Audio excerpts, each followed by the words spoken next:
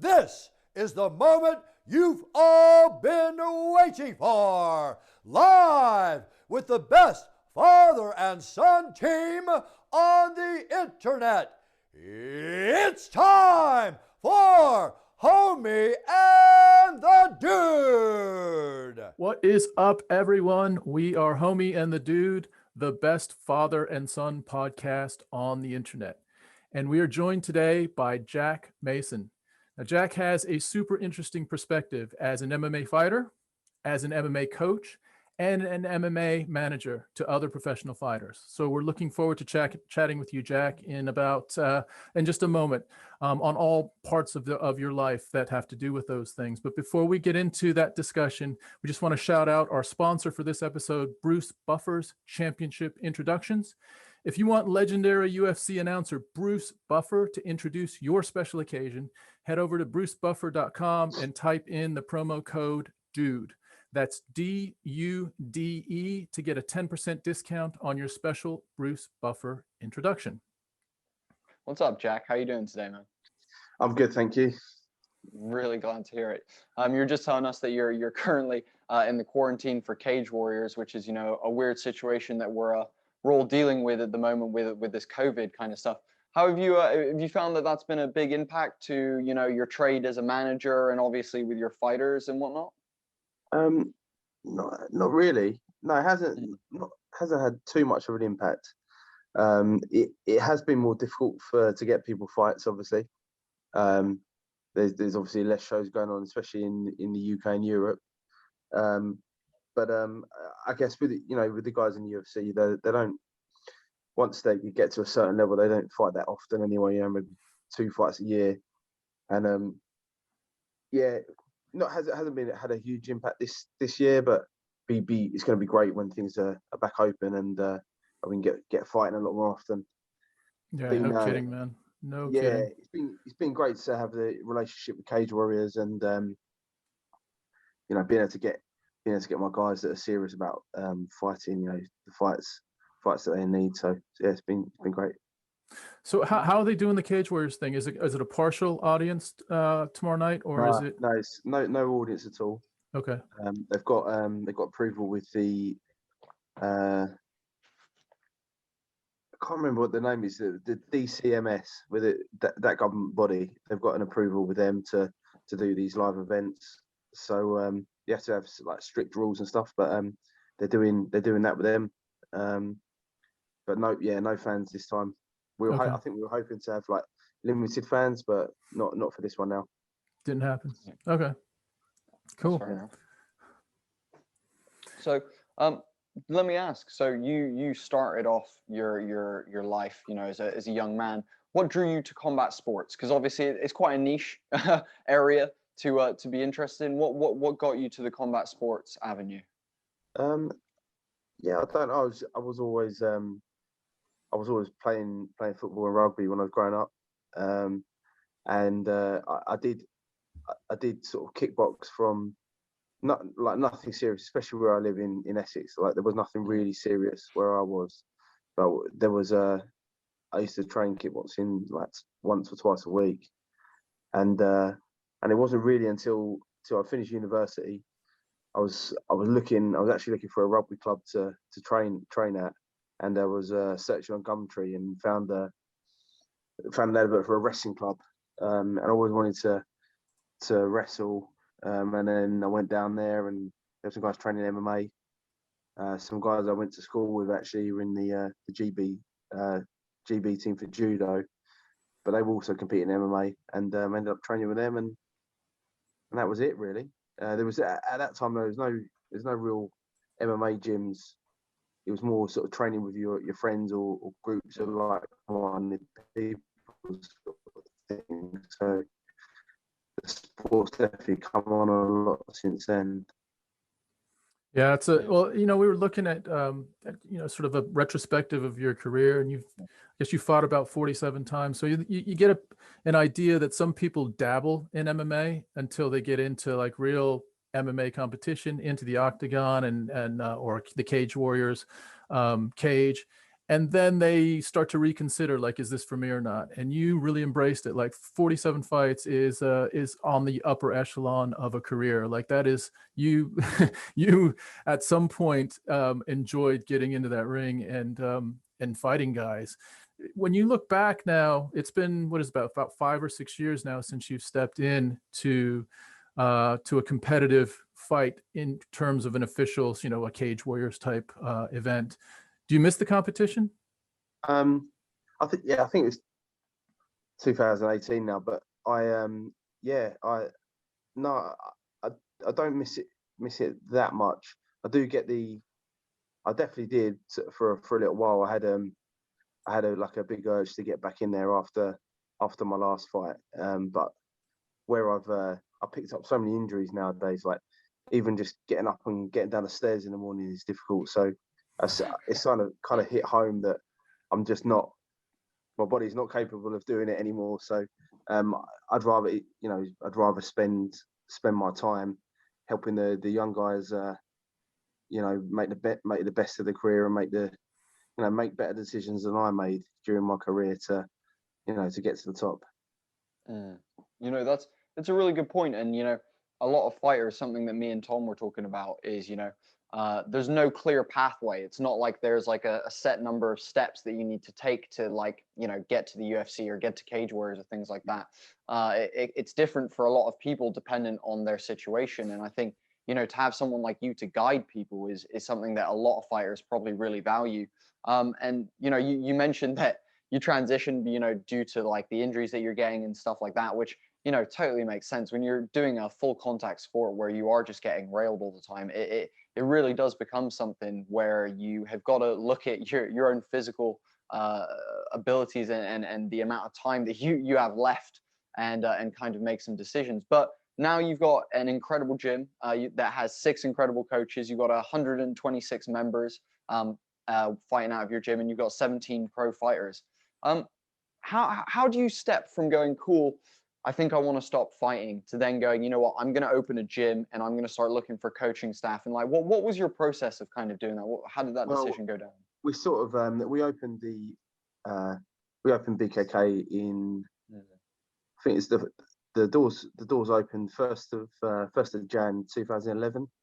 So we've been going for 10 years now. So I was coaching well before I sort of decided to give up, to retire from competition. But and we've had, as you say, we've managed to build some incredible talent. We've got guys in the top 10 in the world now. So we've been really fortunate to do it, and we've got a great team around us. We've a great team of coaches and stuff. So yeah, it's definitely a passion of mine. And we're just looking to see how far we can take it. Yeah, that's awesome. Amazing, man. One of the things that I was thinking about, like, and again, we'll transition more into the coaching stuff, but I'm still interested a little bit about your perspective on the career that you had as a fighter. And I'll take it back to, I used to be a professional basketball coach.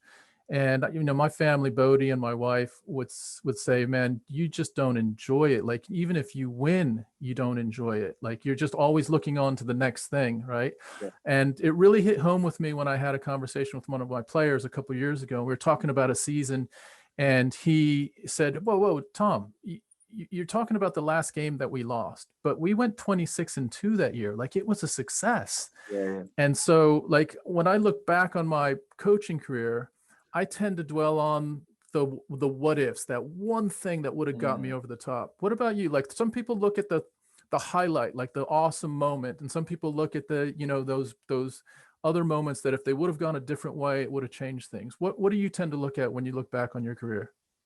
Thanks for watching this episode. We really appreciate you supporting Homie and the Dude. Please hit us with the Holy Trinity, like our Facebook page, subscribe to the YouTube channel, and follow us on Instagram. Just search @HOMIEandTheDUDE. It all really helps.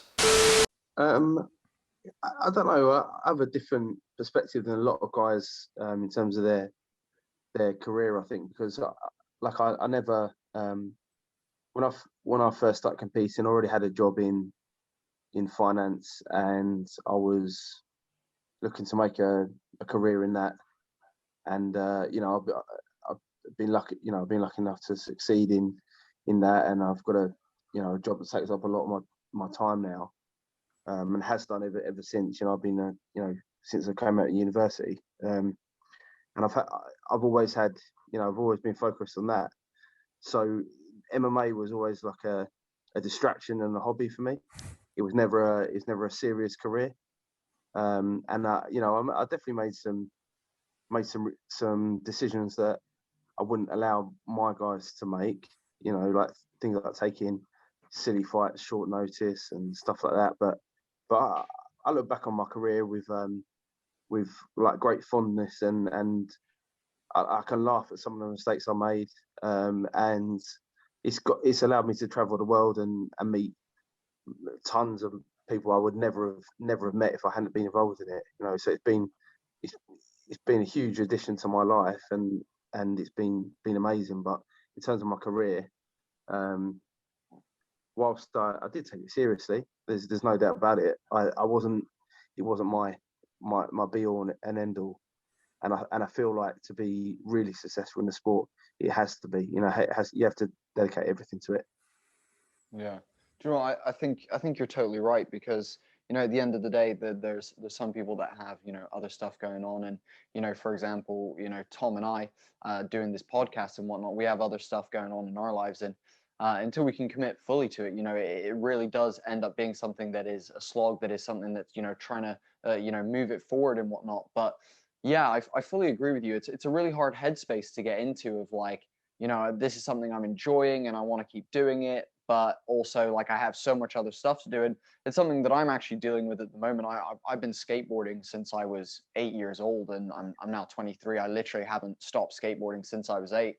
And in the last year, I've not been able to pick up the board due to some illnesses and stuff like that, and time frames. And it's starting to make me go, like, it will never be a career for me. It's never gonna be a career, but it's still something that I love, and it's something that I put time into. So I fully get that headspace that you're in. It really actually makes sense to me. I think on the flip side as well, where we, a lot of the athletes I work with, they have given it their all, and sacrificed a lot to get where they are, sort of thing. But it's also quite stressful, and you can sometimes lead to not enjoying the sport of MMA because you're relying on it for an income and for your life. So it's difficult. Yeah, Life's difficult. For sure, it's a back and forth thing. It's that whole it's that whole, I got to make money somehow, and if it means getting punched in the face, and I enjoy getting punched in the face, then amazing. But there's still all the training camps that come with that. There's the travel. There's the finding your gyms, finding your coaches. All the stuff that a lot of the stuff that you're doing for these fighters. Organizing a lot of their lives and keeping on top of some of that for them, so that they can be focused on the training, the headspace management, the getting ready for the competition. And something that I really love that Cory McKenna and Arnold Allen both said to us is that you constantly message them with like motivational stuff, like keep them in a good headspace, and are constantly being supportive, which from a manager, in my head, when I look at business managers, it seems like there would be a disconnect there. But it's awesome that you are interacting and thinking about your fighters in a way that maybe most management teams aren't, at this point in time. How do you feel about that? Well, the thing is that, like, I'm not financially motivated by the management side. As I say, I've got a day job, and I'm not doing the management for money, sort of thing. So, and this is why it's a sort of a passion project for me, because I'm not just going to take on any fighters onto my books. It's got to be ones that I care about, and I want to see them do well, and I believe in as well. So we have a really small roster in terms of the management, and it's for that reason, really. Yeah, I really love your comment about, you know, sort of perspective and not necessarily needing to have this as, you know, the end all. And I know with Arnold and Cory, they both, you know, their career paths could have very much been compromised by a manager that wanted to hang on to them, right? That wanted to control them, that wanted to like make sure that no one else got them, you know, that type of thing. And dude, what you did is, I mean, from our perspective, you said, look, what you guys need is the next step. And the next step might be away from the UK. And I support that. And we're going to figure out a way to do that. Whether I work with other people, whether you work with other people, we're going to keep our relationship and you're going to continue to grow and see how far you can get. And I just have to say, man, that's rare, I think, in your field because of everyone being so protective of their own, you know, someone that they, you know, you spent 10 plus years with Arnold, right? Yeah, of course. Yeah. It's a huge investment, but the way that you've allowed, you know, you've released them is pretty damn honorable, man. And I really, you know, tip my hat to you for giving them what you feel like they need for the next step. In terms of and this is it. Like I feel like that approach has worked. You know, the proof's in the pudding, isn't it? And you can see how well they've you know, how good they're becoming. And like as I say, I feel like they'll both be world champs. And there's many more to come as well, you know, from the guys we work with. So yeah, I feel like it's a good recipe for success, sort of thing. Yeah. Amazing. Can we circle back to, you said, you know, you can be a little bit more selective with who you're going to represent in management because, you know, this isn't your, you know, your revenue stream, your primary revenue stream. It's more of a passion project for you. Yeah. So in your selection process, what are some of the criteria that you will start thinking about if someone approaches you? Because I'm sure you're getting approached by people to represent you. What are you thinking about? I just want to believe in the fighter, really. You know, like it is really difficult, but there's it's tough if you represent someone, you want to believe that they're gonna first of all trust you, but also that they believe in themselves. You know, it's very difficult to, especially in times like this, you know, to fight someone's corner with the UFC or with Cage Warriors or whoever, and you know, to get them a fight, because you know the slots are few and far between at the moment, and then they turn around and say they're injured, or they, you know, they've got stuff going on at home and they can't, you know, or they haven't been able to train hard enough because of what's going on, things like that. You know, you really need that. You need that special fighter that is dedicated to their craft, that isn't gonna, you know, but when these hurdles come up, they're gonna find a way around it. Those types, you know, they're the people I want to work with. There's too many people in the game that say they want to be fighters, but deep down they really don't. Yeah, and you know, you're totally right. It's a brutal sport at the end of the day. Like a lot of people get into it, I assume, with, you know, certain expectations, and then, you know, it's funny, you see it on YouTube all the time. You know, these amateur guys coming in, and you know, first, second fight, you know, third or fourth fight, they've been winning, and then they step up the competition, and it changes, and they instantly are a bit hesitant about it. And I think you're right. It's something that, and I don't know, I'll ask your opinion on this, Jack, because you've probably been around it a bit more than me.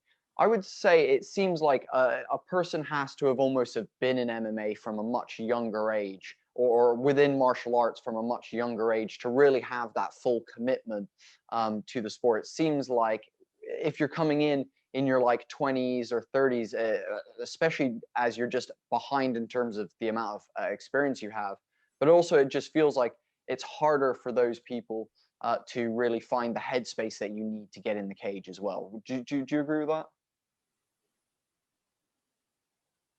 I would definitely say that it has a huge benefit if you've been doing the sport since you were young. There's so much to learn, and you would have been around the sport for so long, and you know what it entails. You know, like you just take, for instance, Arnold Arnold and Cory, they were in the gym since they were 13, and they've seen the, you know, the older guys in the gym, like the coaches as well, like having these fights, and then having the experiences where they've either lost and had to come back from that, stuff like that. You know, they've seen it and been there, and they know what the sport entails. So that, yeah, if they know what they're letting themselves in for, then they're definitely, and they still want to be involved, then they're definitely the right type of, yeah, they're definitely real fighters, and they're going to do much better, I would think.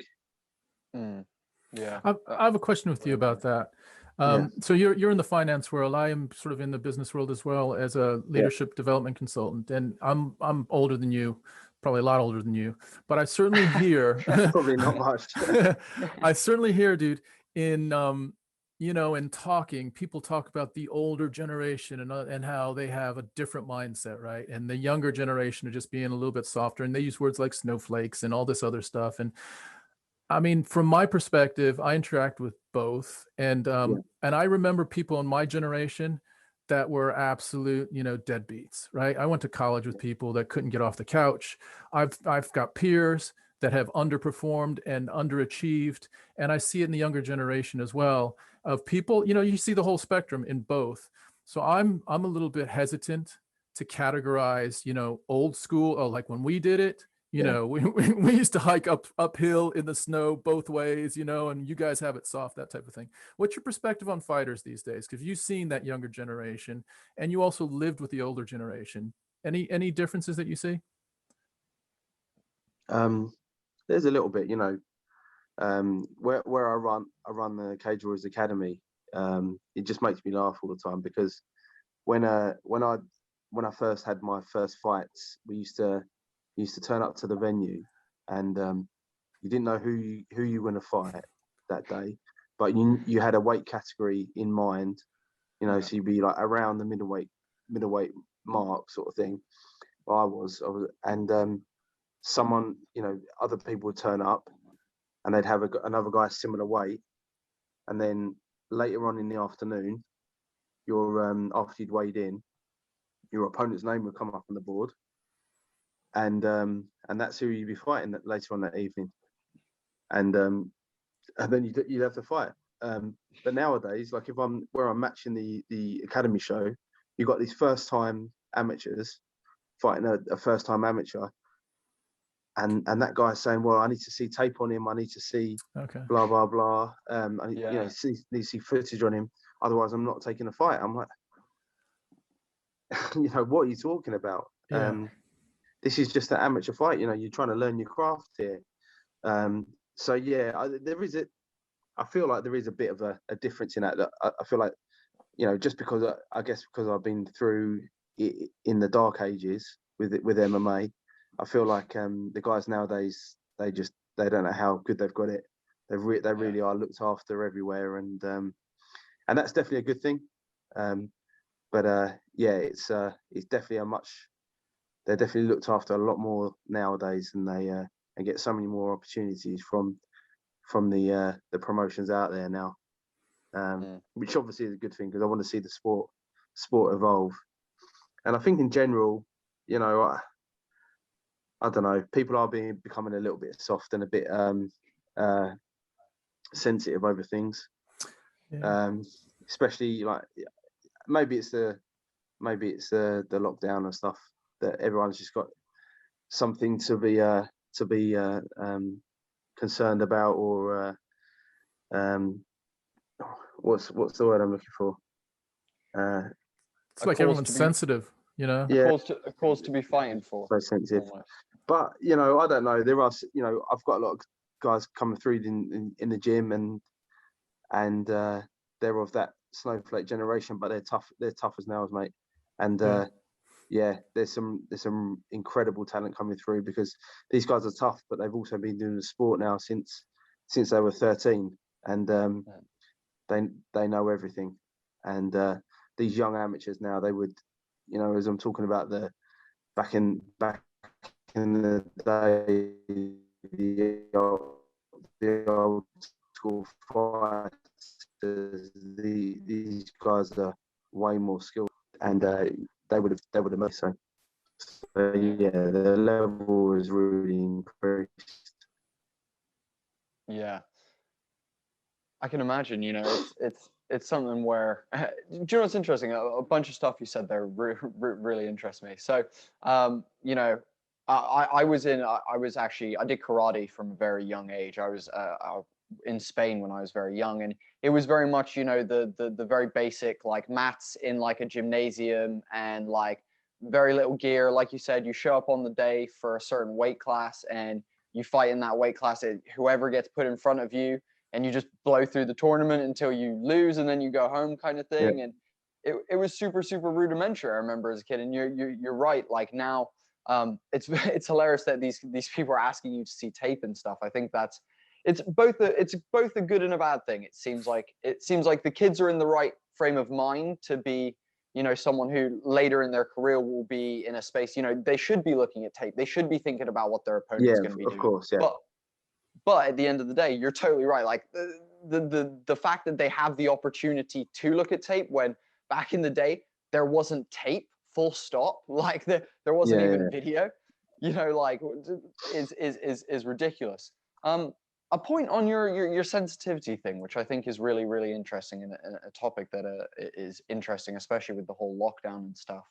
I think because everyone's had so much time to think about things, I think everyone's been sat around thinking so much that it's brought out a lot of the issues that people maybe in day-to-day life with hecticness, you're not looking at, and you're like doing, and you're like just moving through life. And I think, and even for the people who are like the fighters and whatnot, and people who are making excuses, like you said, or in that kind of generation, I think it's a lot of this thinking time that we're all having during this lockdown. And I reckon it's playing on all of us a little bit. And I think everyone's getting a little bit hypersensitive in their own ways, which is kind of weird. I know that I've been feeling a bit like stressed since I've been trapped indoors. I feel like a caged animal.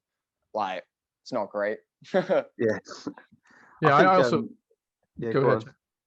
No, I was just gonna say, dude, I'm picturing the old school events. It almost like you show up to an event, there's a bunch of guys standing around looking across from each other. You're like, I might be fighting him. I might be fighting him.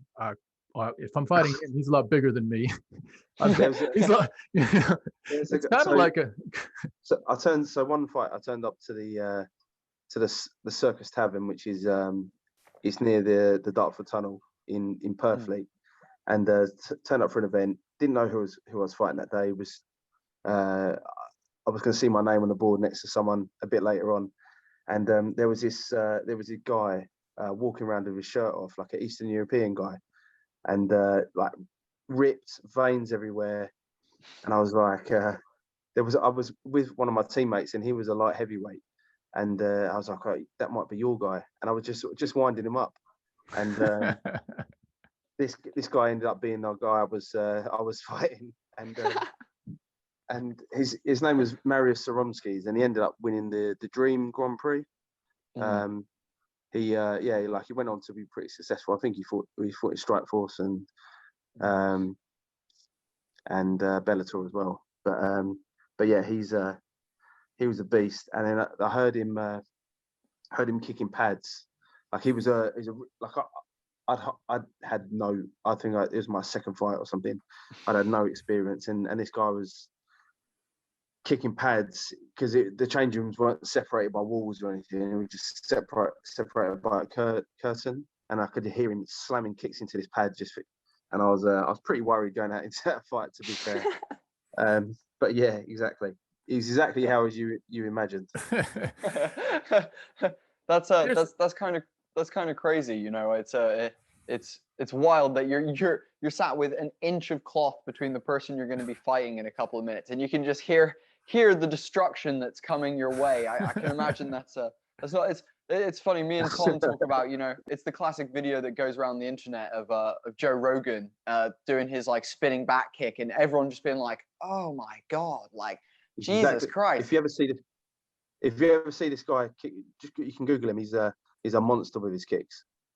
Absolute monster. It's absolutely terrifying, and especially the way leg kicks are going these days. With the low calf kick and the development of that, like kickers are like, especially like the Muay Thai like kicks and the Taekwondo kicks are getting to be quite lethal these days. I wanted to ask because we talked about different like skill levels. You got this guy whapping pads, and then all these different skill levels at these little competitions. Now people say that there's like levels to this. Would you say that there is a large jump in skill between like the smaller promotions and the UFC? Or would you say that the fighters that are currently in Cage Warriors, that are currently in Bellator, are well within the skill level to be reaching the upper echelon of the UFC? Where do you kind of stand on that? No, I'd say that um, the lower sort of levels of Cage Warriors, of the UFC, the guys fighting Cage Warriors are at that level sort of thing. But then there is a big jump between the lower levels in the UFC from Cage Warriors to the upper echelons of the UFC. There is a big gap. I think there are some really special fighters that are at the very top. It really depends on what weight division we're talking about. But if you take, for instance, the talent packed sort of bantamweights, featherweights, lightweights, and welterweights, the jumping competition between the upper echelon and the lower rungs is huge. Yeah, you're totally right. Yeah, I fully agree with you. You look at we like to bring up one that's probably close to heart. The featherweight division. Where Arnold's kind of sat in at the moment. He has like a murderer's row of dudes ahead of him. We're saying to him, you got a list of guys that are well known within the community, like badass fighters who have fought everyone. And it's not an easy run to kind of move up into that top 10, especially in those those divisions that you just named, the ones that are most stacked, like the lightweight, the welterweight, the featherweight. They're really, really like the top 5 is like, Jesus Christ, each person is a massive triumph in of itself. Like, you might not be winning a championship, but to beat any of the top 5 in either of those weight classes is a huge achievement, a massive achievement. I think in Arnold's case, like he's had a similar stylistic fight since he's had 7 wins now, but he's fought like a similar stylistic guy in terms of they wanted to wrestle with him a lot, and he hasn't been able to show how good he is in the stand-up, because he's always been not hesitant, but just been proactive with defending the takedowns. So he's been mindful not to let his hands and feet go too much, because he wants to be able to defend the takedowns well, sort of thing. But I think in the top 10 in the featherweight division, the majority of them are strikers now. So I know they obviously at that level they can do it all, but the majority of them are striking based. I think Arnold matches up really well with all of them. He's got the best stand up in that division. So it'd be interesting to see how he does with those guys. Yeah, it'd be amazing to see. I'm just thinking from your perspective, again, when I go back looking at basketball back in the day and now new players and everything, and I almost look at how the sport has evolved, and I can barely even connect with what some of the players are doing right now on the court. They're bigger, they're faster, they're stronger, all those things. When you look at this level of competition at the very top of the UFC, which of those guys do you look at and you just shake your head and say, I really don't even know what the hell, like how the hell is this person so good at all those things? I think, I think a lot of these younger guys that come through now have been training for a long time. They're just, the thing that's so amazing is just how good they are everywhere. Before I came on this podcast, it's just an example, right? So before I came on the podcast, I just noticed that UFC put up the Kevin Holland Jacare fight. Yeah. And obviously Jacare's he's a bit more of an old school guy, but he's also like a world champion grappler. And you see him in that fight, he took Kevin Holland down, Kevin Holland, he's got no grappling credentials at all. Puts him in a triangle straight away, and repeatedly puts him in a triangle for the next. And you're like, this is how good these young kids are. Like, you've got world champion grapplers who you would think these guys wouldn't be able to live with on the ground, but they're putting them in triangles and stuff like that. And that's the astounding thing. All these young kids coming through, they're just incredible everywhere. You know, they can wrestle. They've got phenomenal ground and really good striking. It's just the level just going up and up. It's true. Like that Jacare example is a really good one, because you go all the way back to the beginning of the UFC, and you had Royce Gracie with one skill set that was, exceptional and could dominate with that one skill set. But you have Jacare, who is every bit as much of a BJJ, expert from Brazil. And he goes against Kevin Holland, who definitely does not have Jacare's pedigree on the ground. But Kevin Holland, shows him something that you don't prepare for in BJJ, where he literally knocks him out from his back.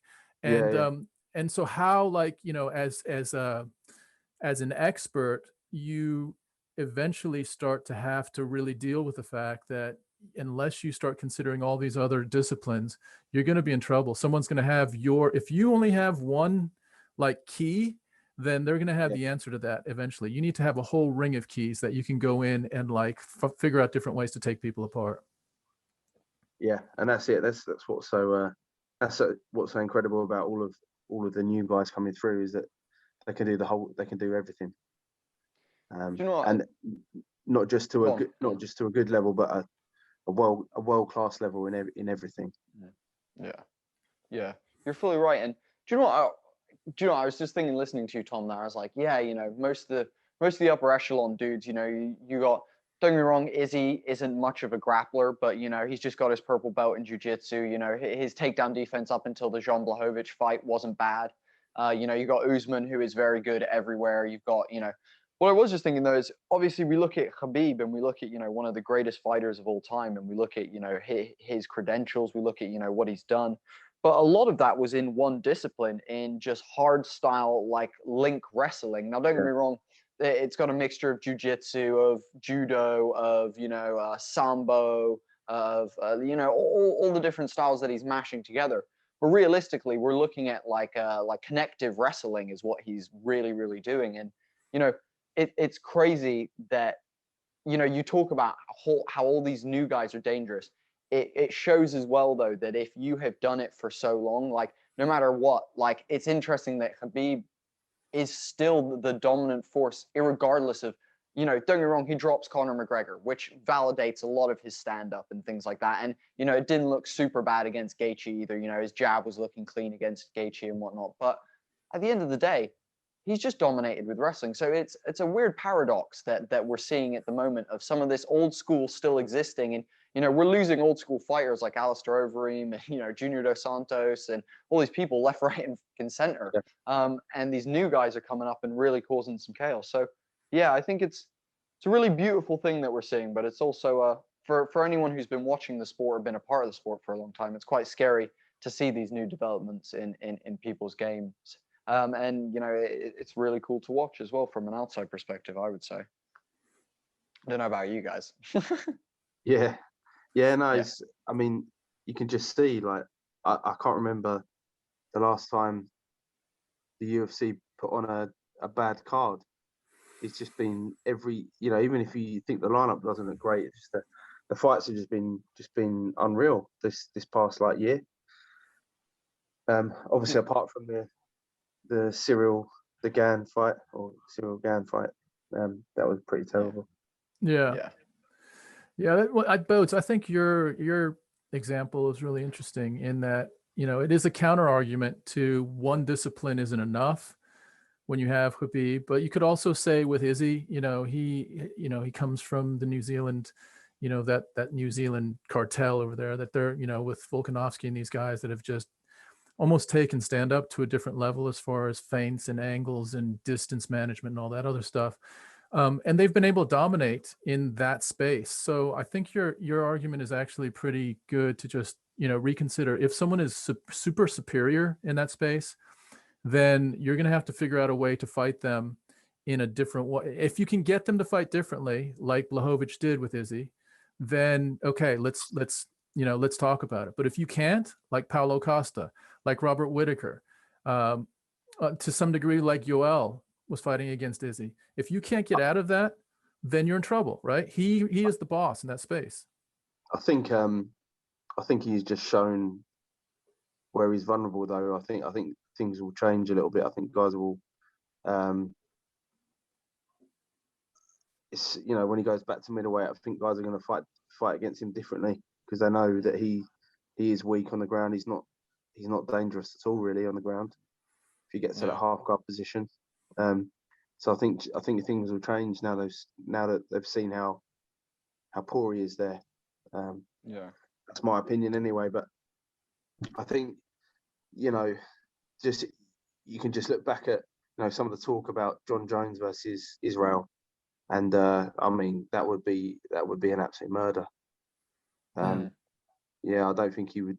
Yeah, I don't think that would even be competitive, to be honest.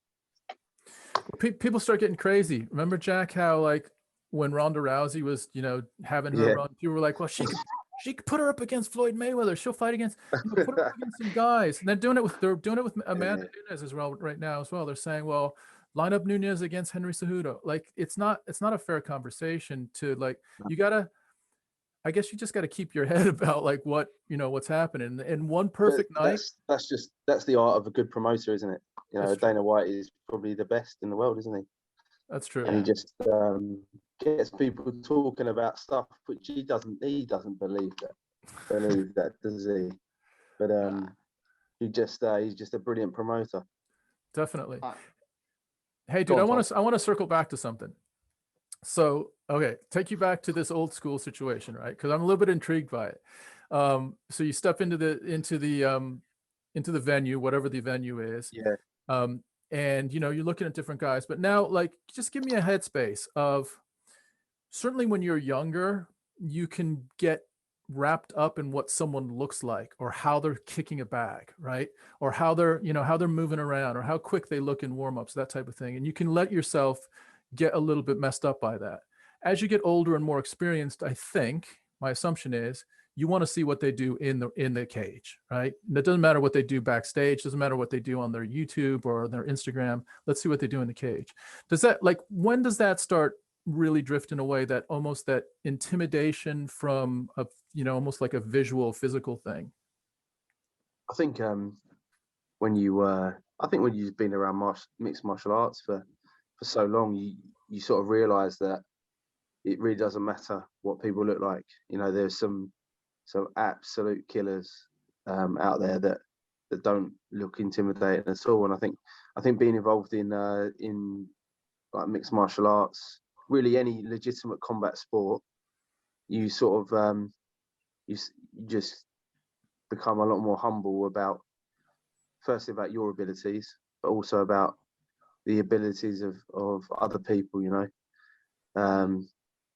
just obviously I think you see a lot of memes about it, but you can imagine looking at Ryan Hall or something on the street, or if you're in a nightclub, you're a big guy, you've been pumping a lot of weights, and you get into something with Ryan Hall in a club, and you think you might be able to take him, but then you get your leg snapped off or whatever it is.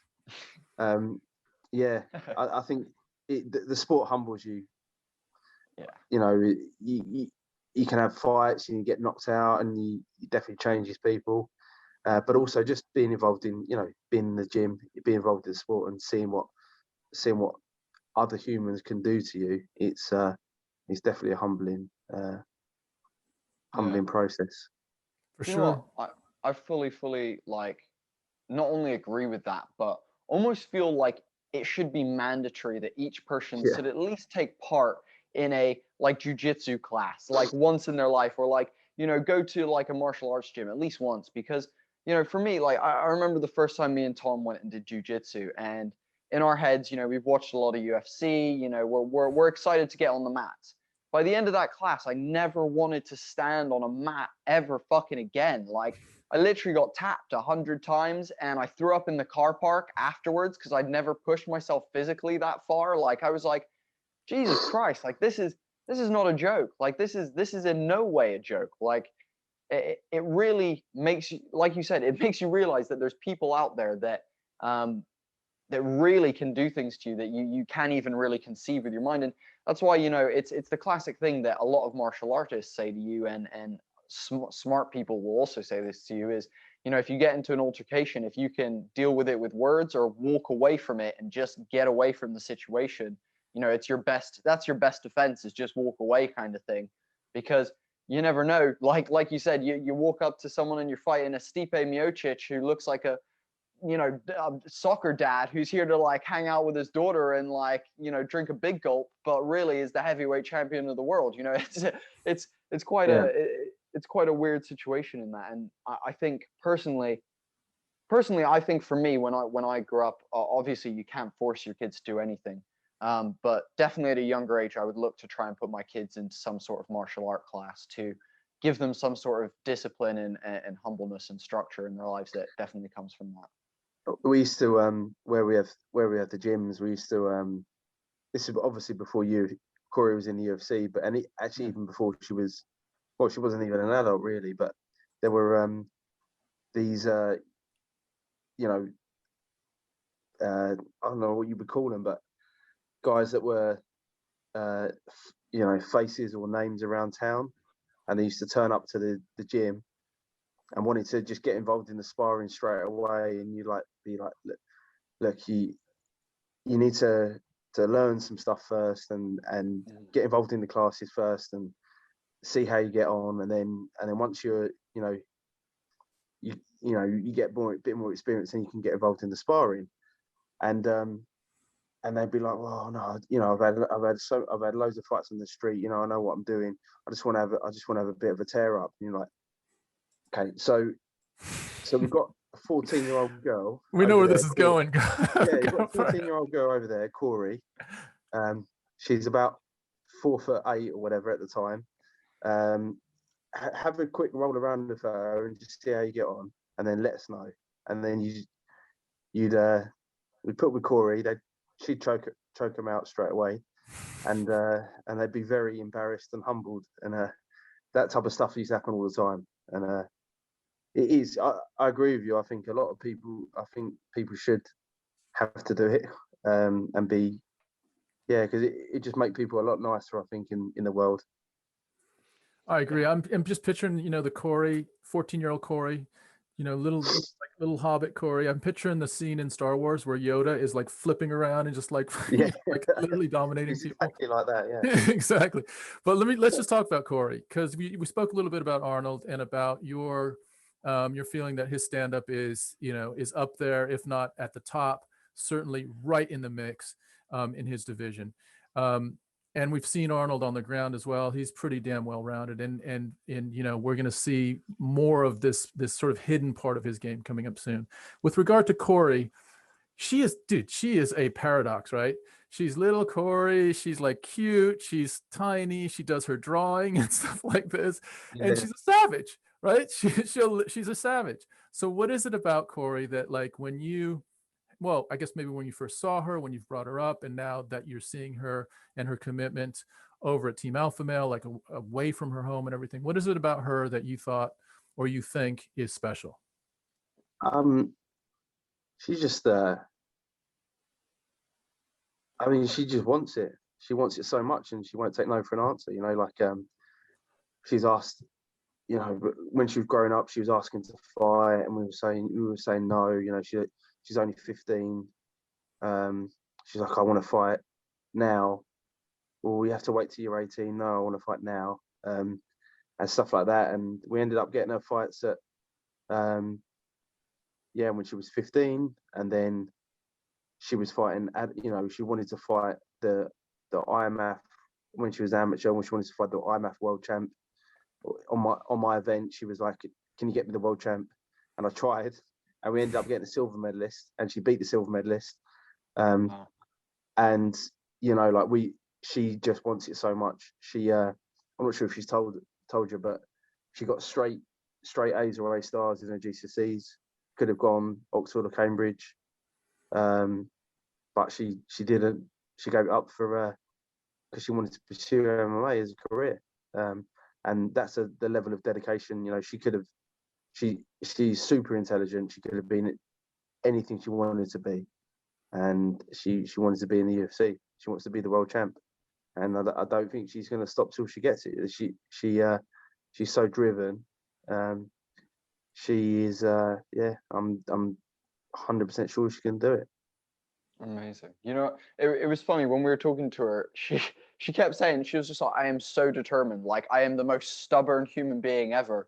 And a little moment that I really loved, and me and Tom have actually talked about a good few times since the podcast, because it makes us laugh every time we talk about it, is she was like, you know, I don't care about money. You know, I don't feel the pressure. You know, I get into the ring and I'm happy. She's like, I just like punching people in the face, and I like getting punched in the face. And that was it. We were just like, that's hilarious. We love that you were like so game for it. And she didn't mention that she had straight A's, and that is awesome. Like, that is the fact that, again, it's such a stereotypical, like a casual point of view on martial artists and especially cage fighters of, oh, you know, you couldn't do anything else, or you grew up in a bad neighborhood, so you fight and then you do it professionally, kind of thing.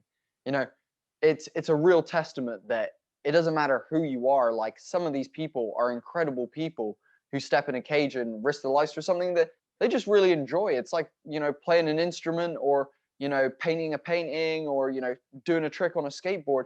It's just something that they love doing. And like Stipe Miocic is a firefighter in his spare time, you know, we all got shit we doing elsewhere. And I think that's such a testament to how awesome she is and what an amazing person she is. So thanks for sharing that little bit of information. And when you and when she says she like that's what she loves to do. Like, a lot of fighters say that they love to be fighting, but they really don't. But she genuinely does. Like, she genuinely loves it. She's so happy when she gets to fight.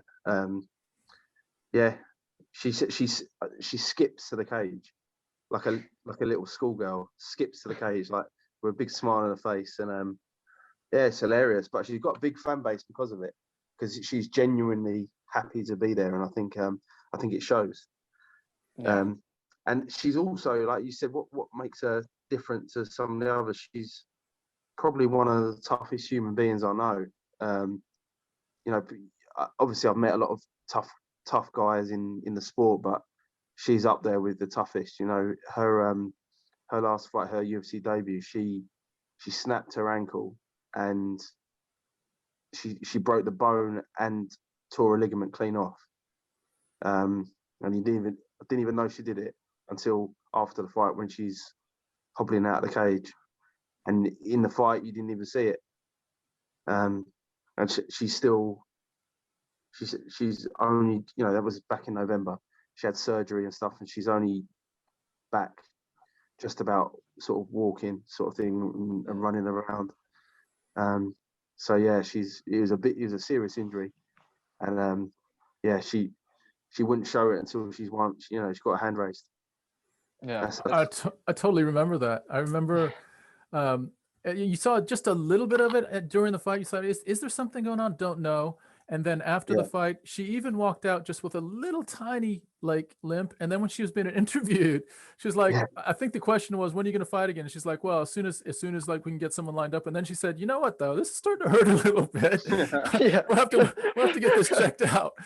Little did we know that she had broken it and, like, you know, ripped her ligament off as well. But yeah, that's awesome. I think the ligament's the worst bit of the injury. I think a broken bone heals in it, but the ligament had to be, you know, surgically reattached and stuff. So I think the other thing that was really cool that she said is that when you guys got to the apex, it was almost a feeling like this feels right, like this feels comfortable. And I think a lot of that, so Jack, this is another sort of, I think, thing that you've done that's been incredibly, you know, valuable to your fighters, is you give them a sense of support, of safety, of confidence, for her to step on. Like we know what that level is, right? Because we have a different perspective. And Cory, she's a young girl and she still knows what's going on. She's super, super smart.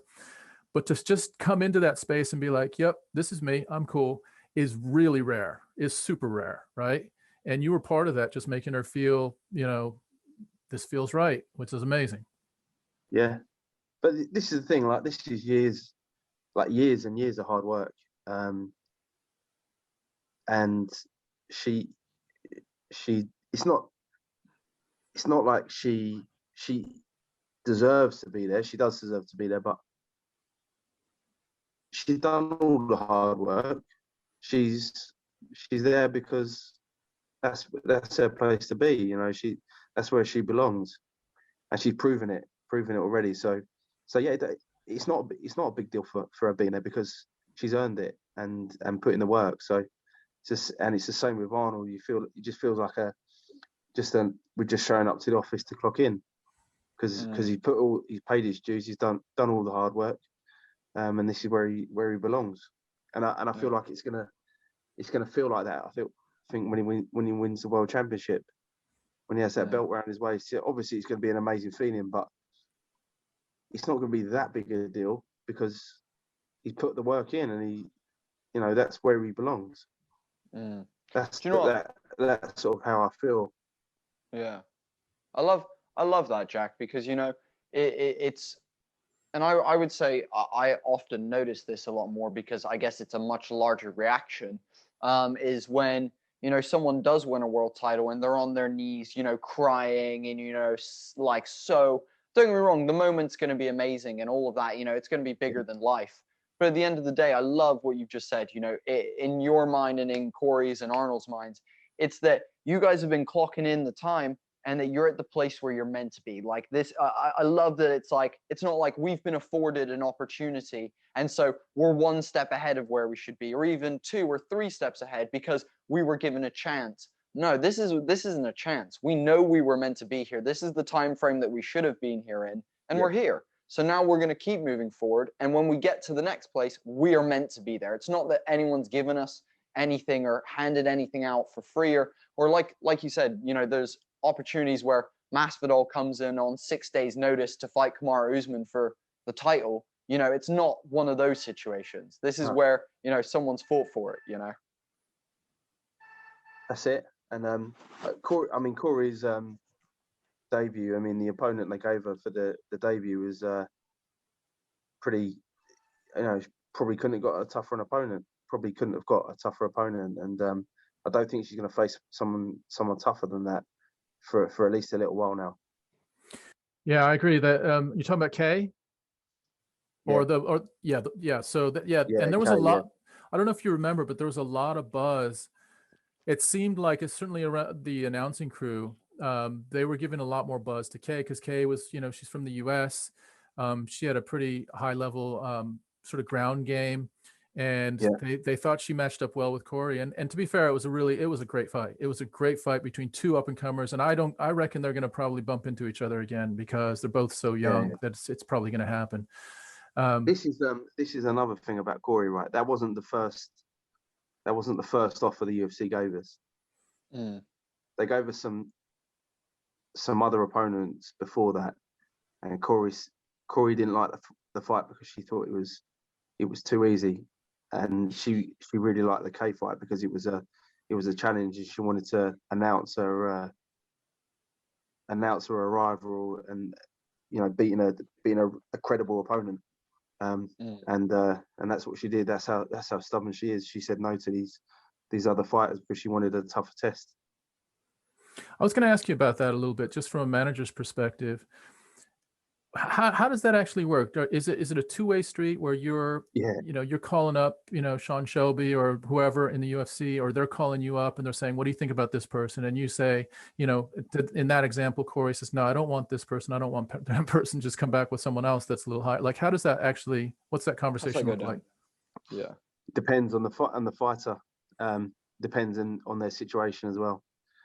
So sometimes if they're sort of desperate to fight and they haven't fought for a long time and they haven't really got any yeah, they're not holding the cards really, then the UFC might just say, this is the opponent, you know, take it or leave it. Is it a yes or no? And if you say no, they might make you sit out for 6 months, 8 months until someone else they need you to fight turns up.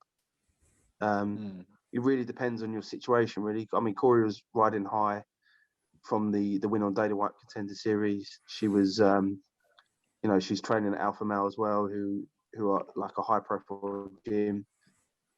So I think there was a bit more of a, you know, they wanted to and flexibility in terms of the opponent in that situation. But sometimes it can be different. Yeah. That's understandable. And do you know what? I must admit, the one thing that you said there that I'm like, God, that's a little bit whack. That, you know, like you said, it's that it varies from each person and that you're not getting consistency. I can imagine as a management team and stuff that sometimes that can be hard if, you know, the UFC are like, take this or don't take it, and then you're going to be out for 6 months. Like, I can imagine dealing with an organization that is happy to do that because, you know, they're in a place where they have, you know, a roster of X hundred people. You know, that's got to be a pretty hard one to deal with as a manager. Yeah, and this is the thing. They never say to you, if you don't take this fight, we're going to make you sit on the bench for 8 months. But that is what they do. So it's like, so you do have to, yeah, and it really depends on the fighter. You know, that if the fighter isn't in the, you know, the fighter's never in the driving seat really, unless you're Conor McGregor. But you know, if you're not a big name, and it depends on the location where the fight is. If you're not a hometown fighter, it can be difficult. So a lot of the time, you know, you have to take those opportunities when they come up because you don't know when they're next going to come up. Yeah, it's a tough one. Super tough. Well, listen, we could go on for a while with a bunch of different questions about a bunch of different things, but I know you've got commitments in your Cage Warriors quarantine lockdown and what have you. But I do have one more question that was delivered to us by someone that you know pretty well, and they asked us to ask you what you use to keep your head so shiny. I know that's coming from Arnold. So I'm not saying, man. I'm not saying. Arnold threatened me. I take that very seriously. No, I'm just kidding.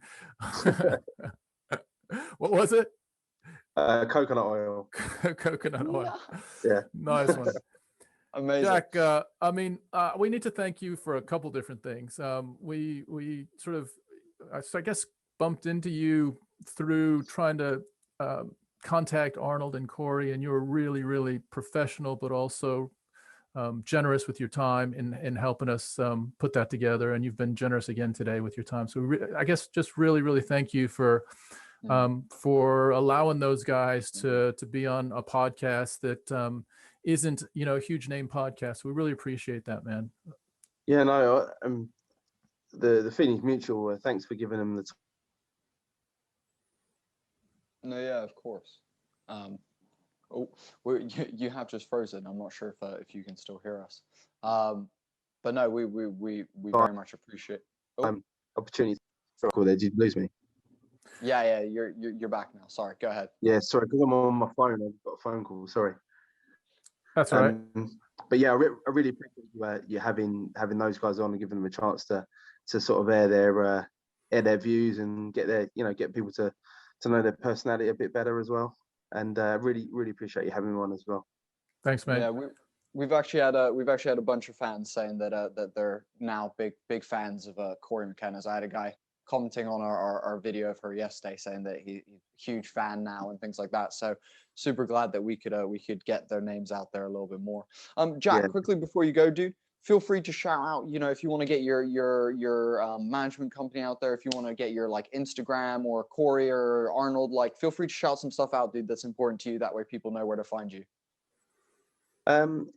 Just maybe just check out the next Cage Warriors Academy show. So we've got a show on the 4th of September. Looking hopefully, you know, once the lockdown's over, hopefully to do a big, you know, a big thank you to all the fans for supporting us and just trying to get these fighters active again. you know, and get the UK MMA scene back up and running, because it's sort of taken a bit of a hit recently. So yeah, just that's a big event coming up. That's what I'm really working on over the next month, I think, just to work out the matches. And Arnold is fighting in 3 weeks, so I'd love to get the UK behind him, because we really want to show, like, I feel like he's going to be our next world champ, and just want to get everyone behind him. So amazing. His Instagram is Arnold BFA. Arnold BFA, yeah.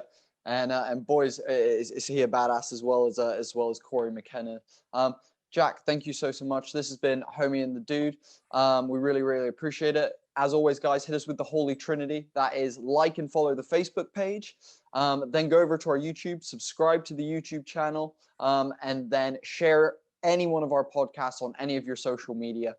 All of those allow us to continue doing this and help us out massively. Thank you all for watching. Jack, thank you so much, man. Thanks, Jack. Thank you. Cheers. We're chugging through. We're loving doing this stuff for you guys. If you want to support us, if you want to make sure that we can keep getting, you know, better quality set, better quality lights, make the filming better. Bigger batteries for the camera. Bigger batteries for the camera. Yes.